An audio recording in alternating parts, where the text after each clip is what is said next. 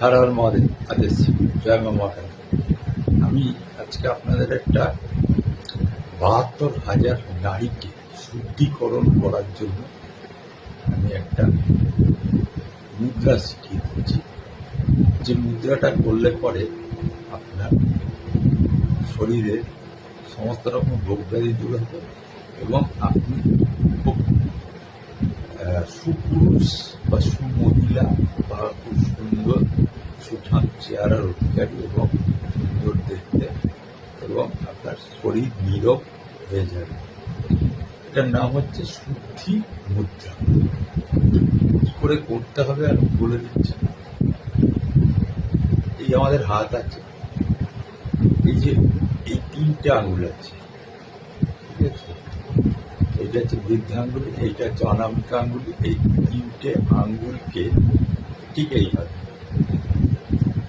এইভাবে দিয়ে ঠিক এইভাবে আপনি হাঁটুর ওপরে দিয়ে স্ট্রেট হয়ে চোখ বন্ধ করে একদম মেডিটেশন করুন 15 মিনিটস প্রতিদিন।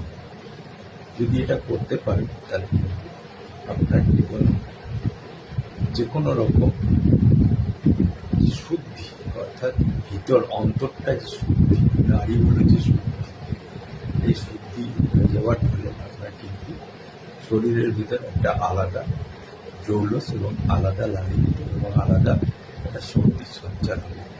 কিন্তু বারে বারে বলছি, যাদের যেসব মহিলাদের ৩ মাসের অধিক হয়ে গেছে, যারা অন্তঃসত্ত্বা আছে, তারা কিন্তু এই মুদ্রাটা করবেন।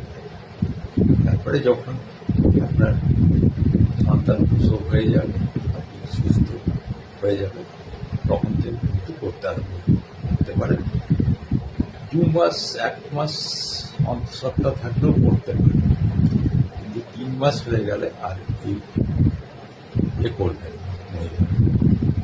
যাই হোক, এই শুদ্ধি মুদ্রা আবারও দেখিয়ে দিচ্ছে। এরকম শুদ্ধি মুদ্রা এইরকম করে আহুতি দেওয়া হয় যজ্ঞে।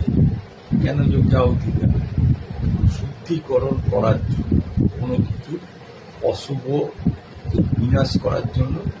ঠিক বেলপাতাটাকে এরকম করে ধরে, আপনারা বেলপাতা দিয়ে করেন, আমরা অন্য কিছু দিয়ে ঠিক এইরকম করে স্বাহা, ঠিক আছে, এইভাবে দেওয়া হয়। এখন তো দেখি ব্রাহ্মণেরা এরকম করে ধরলো বেলপাতাটাকে স্বাহা এরকম করে দিয়ে দিল।